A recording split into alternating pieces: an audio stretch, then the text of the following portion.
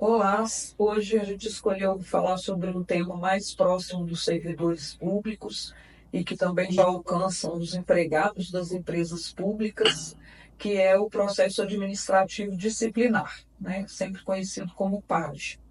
Aqui no escritório a gente atua bastante na área administrativa e observamos de um tempo para cá o crescimento desses processos e principalmente a responsabilização das contas de pessoas que às vezes não estão nem envolvidas diretamente na irregularidade que está sendo investigada, ou às vezes passaram por aquele processo que gerou a dúvida, né, a investigação, mas que não eram responsáveis diretas, e isso vem infligindo bastante nossos clientes, porque realmente a pessoa responde por algo que muitas vezes ela até nem tinha a ciência, nem o poder de decisão e nem a ciência é, da gravidade ou da toda a consequência que podia estar envolvida naquele trabalho que para ela era uma coisa do dia a dia.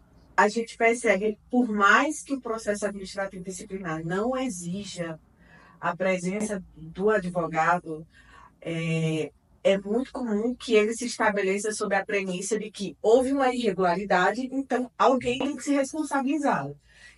E não se tem uma preocupação numa individualização correta da conduta, né, da responsabilidade do poder de decisão que aquele servidor tinha.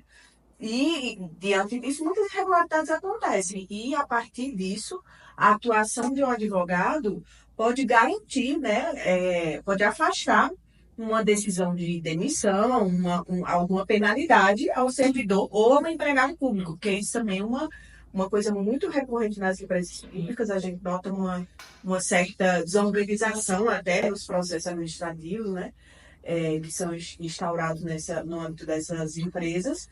E A gente teve aqui no escritório um caso específico, né, que foi dos Correios, sim, porque aí nas empresas públicas eles têm normas próprias, e aí o que acontece? No fundo era uma irregularidade, um problema contábil, que acabou recaindo sobre o gerente da agência, que simplesmente era uma pessoa que todo dia estava ali fazendo o serviço dela comum para ela, né, e tranquilo, sim. e houve um problema na contabilidade a partir dos documentos que, claro, a pessoa remete, e ela acabou sozinha respondendo um processo administrativo que culminou na pena de demissão e que só foi revertido na justiça. Então, hoje a gente vê que essa busca, né, para o advogado acompanhar mesmo o processo administrativo, que talvez se ela tivesse tido essa defesa ainda naquela fase, não teria passado por todo o desgaste de ter uma demissão, Sim. um retorno, que é muito desgastante. Se ela tivesse procurado um advogado antes, Sim, ela não precisaria de um processo judicial para garantir a reintegração ao emprego.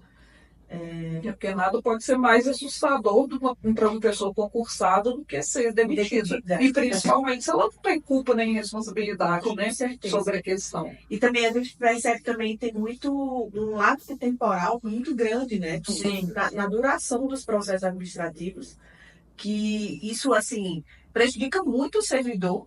Isso prejudica a imagem do servidor, a credibilidade que ele tem na instituição, ele passa a ser mal visto, né? E ele sofre isso, suporta isso por muito tempo, se ele não tiver uma boa defesa, uma boa instrução processual, né? Assim, a presença de um advogado, eu acho que garante muito mais isso, né?